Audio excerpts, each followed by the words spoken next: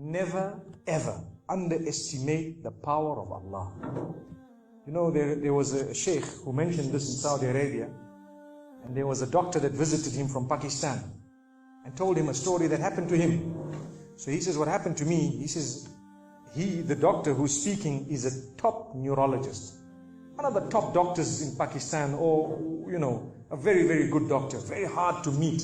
It's said that perhaps you would have to wait months on end before you can get an appointment to see him. So what happened is, he says, I was flying from one city to another, a very busy man, flying quite often within the country and perhaps even outside. And he says, suddenly the clouds built up. Huge clouds, and the lightning started striking, and it started pouring, and there was lots of turbulence, and one of the engines was stuck and it was damaged. So we had to land. And so what happened is, the landing was at a nearby little airport or a little strip and so on. And when they landed there, it was a remote area. How are you going to repair this aircraft? A few people who were on it, it was a small plane, they were, quite surprised because they landed it in such a remote place. No one's there to repair it. They would have to wait, definitely. So the doctor asks the captain or the pilot that, you know what, how long are you going to be? He says, no, we're going to be quite long. Well, I need to get to that area. Look, he says, it's just a 3-hour drive by vehicle. So why don't you just go by road? And you can go there and get there. He says, okay, good idea, because this is going to take long. So he decides to go on one of the try-shows, in Pakistan, one of the areas, wherever it was, and he jumped in. And as they started progressing, the clouds built again. And the lightning was striking, and the rain started pouring. And it was pouring so much that their vehicle could not move much more because of the mud and because of everything else. And so it was quite an open area with a bit of farmland.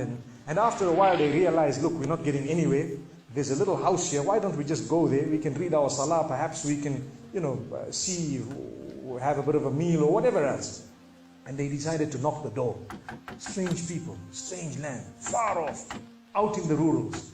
And so he knocks the door, and he's got his little bag and everything, and he walks in. An old lady happened to answer the door after a while, and they spoke to her saying, look, this is what has happened, and we're going from so-and-so to so-and-so, and we just want a place, we want to read salah and so on. And she said, no problem, you can come in. She had a little musalla, a little sajjada, and she had a little baby on the side, or not a baby, but a child. And the child, every little while, she's actually checking on the child, and she's sitting on that musalla, making dua and reading her own salah. These people fulfilled their salah, did whatever they had to.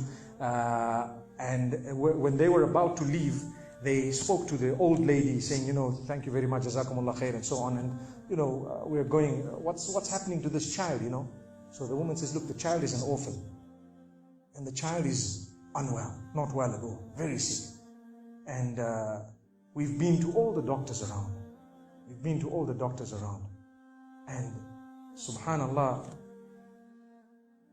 I'm the grandmother of this child. The doctors have told us that there is only one specialist around who can help this child. And we tried to make an appointment, but they asked us to come 6 months later. And it's far away. I've been making dua to Allah ever since that day. Ya Allah, make it easy for us. Child is sick. Make it easy for us, Ya Allah. So the man says, what's the name of that specialist?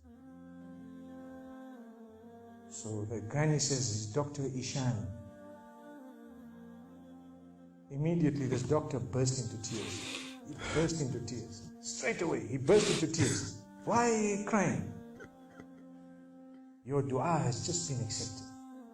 For your dua, the thunder came, the lightning came, the engine struck, we came down, we came on the road, the rain came again and stopped us and so on. And do you know what? The rain only stopped after the question was asked. Now it happened. And now the woman starts crying. Subhanallah. And the doctor himself is telling the story, saying, that was me. It happened to me, he says.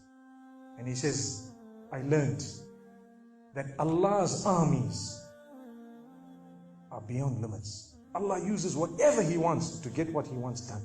So, where in the wildest of the dreams of this person would they have felt or believed that the top man, whom it is semi-impossible to see without big appointments, would actually be driven all the way to the door, knock the door, come in here, read some salah, and they would have to serve the child here. Amazing.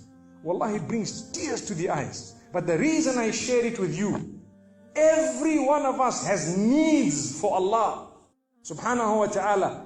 Just keep calling. Just have yaqeen. Have conviction. If it is meant, it will definitely come in your direction. You know, we use the term by hook or crook, but I don't want to use that today. I want to tell you, by the mercy and power of Allah subhanahu wa ta'ala, it will happen, it will come to pass. May Allah subhanahu wa ta'ala bless us. May He open our doors. May He grant us all shifa. And may He make us firm believers that for Him, nothing is impossible.